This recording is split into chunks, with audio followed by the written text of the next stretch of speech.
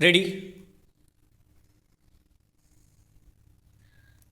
Ready start. सभापति महोदय, प्रतिदिन छोटी मोटी झड़पें होती रहती हैं।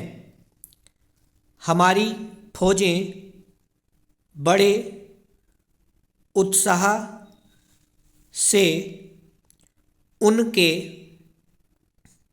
मुकाबले में खड़ी हैं। उनके हौसले बहुत ऊंचे हैं, लेकिन हमारी सरकार का भी यह कर्तव्य है कि उनके हौसले को कभी गिरने न दे। उन्हें हर तरह की सुविधा प्रदान की जाए जिससे उनका आत्मविश्वास बढ़े।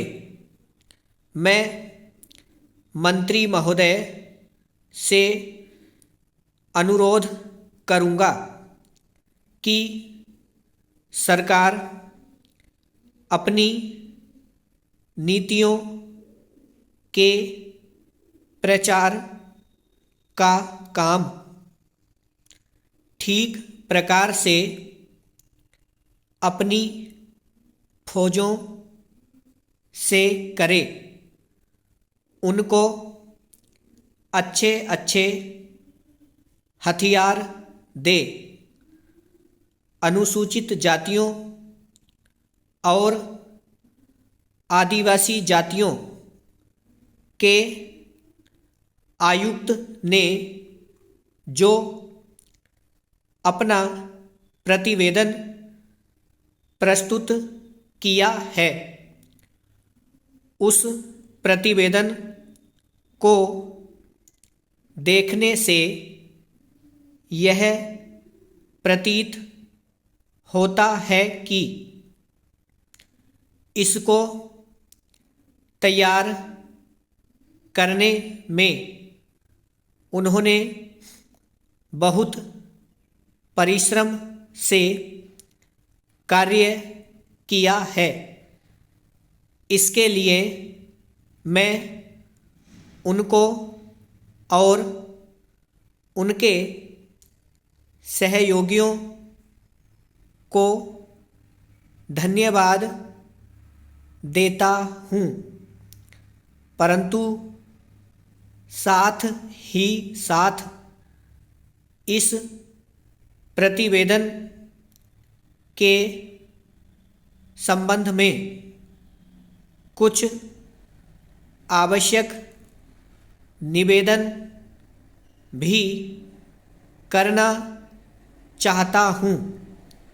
पहली बात तो यह है कि इस प्रतिवेदन को देखने से ऐसा प्रतीत होता है कि इन कार्यों के लिए जिस धन का उपयोग होता है वह 3 साधनों से उपलब्ध होता है। केंद्र सरकार द्वारा, राज्य सरकारों द्वारा और कुछ गैर सरकारी संस्थाओं द्वारा। प्रतिवेदन के अनुसार जितना धन इन कार्यों पर व्यय करने के लिए दिया जाता है उतना धन पूरी तरह से व्यय नहीं हो पाता।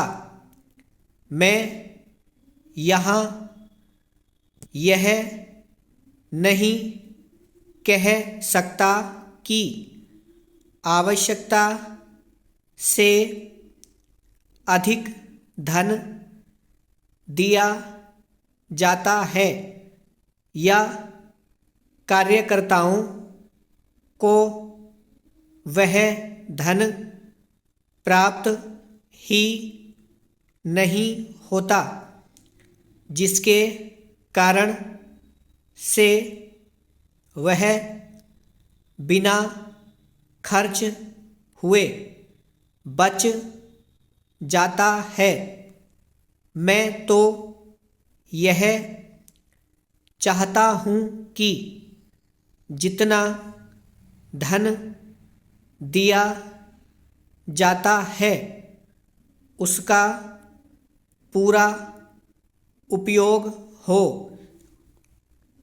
और आयुक्त को यह न कहना पड़े कि इस कार्य के लिए जितने धन की आवश्यकता थी उतना धन नहीं मिल पाया और विवश होकर हमको उस कार्य को बीच में ही रोकना पड़ा।